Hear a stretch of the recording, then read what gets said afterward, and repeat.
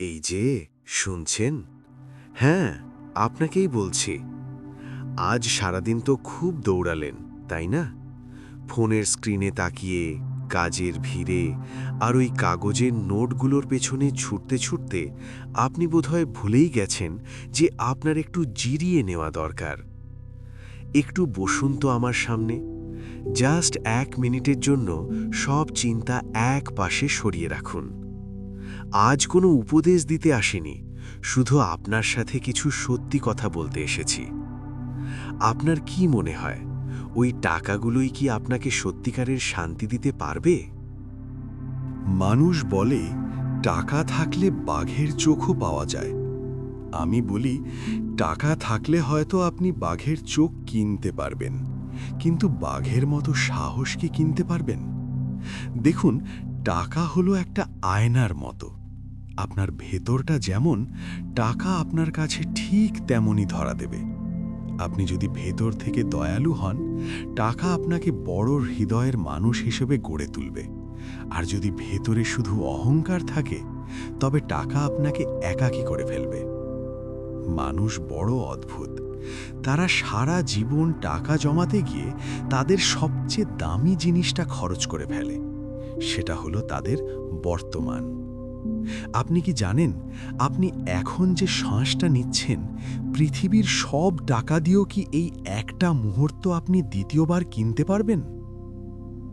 আপনাকে একটা ছোট্ট গল্প বলি, মন দিয়ে শুনুন। এক দেশে এক খুব ধনী বণিক ছিল। তার সিন্দুকে ছিল অঢেল সোনা আর মনে ছিল অঢেল অহংকার। একদিন মরুভূমি পাড়ি দিতে গিয়ে সে পথ হারিয়ে ফেলল।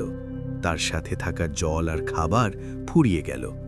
তৃষ্ণায় তার বুক ফেটে যাচ্ছে। সে পাগলের মতো জলের খোঁজ করছিল। এমন সময় দূর থেকে সে একজনকে আসতে দেখল। বণিকটি চিৎকার করে বলল, ভাই, আমায় 1 ফোঁটা জল দাও, আমি তোমাকে 1 থলি সোনার মোহর দেব। কিন্তু সেই পথিক ছিল এক নিঃস্ব ফকির। সে বলল, হে বণিক, এই তপ্ত বালির ওপর তোমার ওই সোনার মোহরের কোনো দাম নেই। এখানে 1 ফোঁটা জলের দাম তোমার ওই সব সোনার চেয়েও বেশি। বণিকটি তখন বুঝতে পারল, যে সোনা সে সারা জীবন দিয়ে জমিয়েছিল, আজ তা তার এক মুহূর্তের তৃষ্ণাও মেটাতে পারছে না। আমরাও জীবনে ঠিক এই ভুলটাই করি। আমরা এমন কিছু জমাই যা শেষ সময় আমাদের কোনো কাজে আসে না, অথচ যা আমাদের জীবনের আসল সম্পদ, যেমন মমতা, ভালোবাসা আর মানসিক শান্তি, সেগুলোকে আমরা অবহেলা করি। টাকা কামানো পাপ নয়, বরং এটা একটা দক্ষতা। কিন্তু টাকার নেশায় নিজের শান্তি বিলিয়ে দেওয়াটা হলো বোকামি। একটু ভেবে দেখুন তো, গভীর রাতে যখন আপনি একা থাকেন, তখন আপনার ব্যাংক ব্যালেন্স কি আপনাকে এসে জড়িয়ে ধরে, নাকি আপনার প্রিয় কোনো মানুষের স্মৃতি বা আপনার ভালো কোনো কাজ আপনাকে প্রশান্তি দেয়? টাকা থাকবে, আবার চলেও যাবে।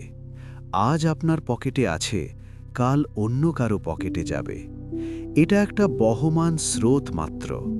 কিন্তু আপনার ভেতরের যে আনন্দ, আপনার যে সততা, ওগুলো কেউ আপনার কাছ থেকে কেড়ে নিতে পারবে না।